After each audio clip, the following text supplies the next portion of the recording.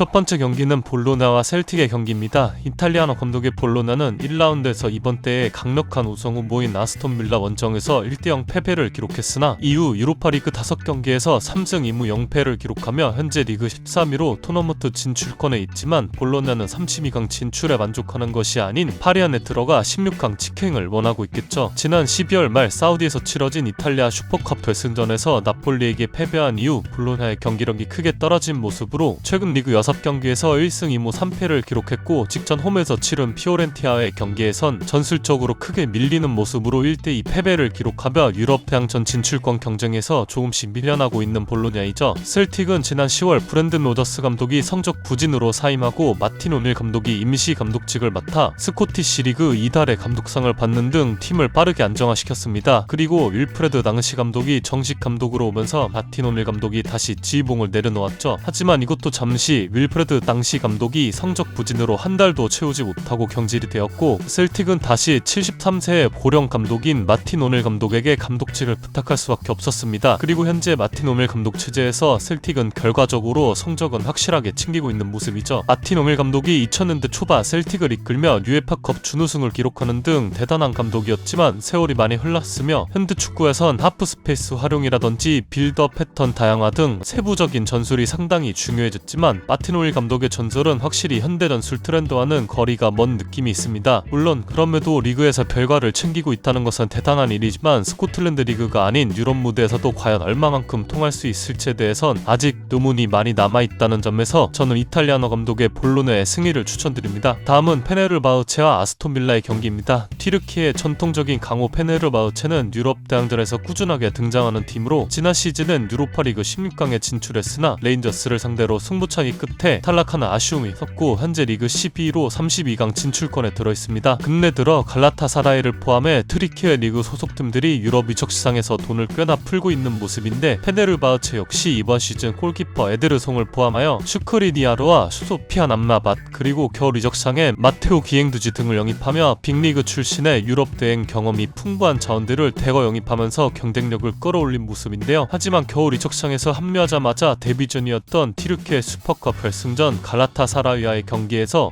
선제골 및 경기 내내 공수에서 좋은 활약으로 맨 오브 더 매치에 선정되었던 기행두지가 예선 단계에선 스쿼드 등록이 안 되어 있기 때문에 출전이 불가한 것은 굉장히 아쉬운 부분입니다. 이번 시즌 유로파리그 강력한 우승 후보로 평가받는 아스톤 빌라는 5승 0무 1패로 리그 3위를 기록 중이며 이미 16강 진출 가능성이 매우 높은 팀이지만 오늘 경기 승점 3점을 얻게 된다면 사실상 마지막 8라운드 일정 결과는 상관없이 16강 직행을 확정지을 수 있게 될 것입니다. 하지만 빌라의 직전 리그 일정이었던 에버튼과의 맞대결에서 보여준 경기력이 이번 경기를 앞두고 상당히 세한 부분이 많았는데 직전 에버튼전 패배 이전까지 빌라파크에서 11연승을 기록 중이었지만 패배하며 1위 아스날과의 승점 격차를 좁힐 수 있던 절호의 기회를 놓치고 말았던 빌라이고 내용적으로는 빌라가 크게 우세했던 경기였지만 찬스들을 득점으로 연결시키지 못했고 수비척에서 나온 큰 실책성 플레이가 결국 실점으로 연결되면서 패배했습니다. 경기 초반 주도권을 잡았지만 득점으로 연결하는 데 실패했고 그리고 수비에선 백포라인 보호가 강점인 부바카르 캉아라의 부재는 확실히 티가 났던 경기였죠. 이 경기 하나의 재밌는 관전 포인트가 있다면 바로 빌라에서 적은 기회 출전 시간 안에서 좋은 활약을 보여줬음에도 와킨스에 밀려 벤치 신세를 저했던 존 두란이 과연 빌라를 상대로 비수를 꽂을 수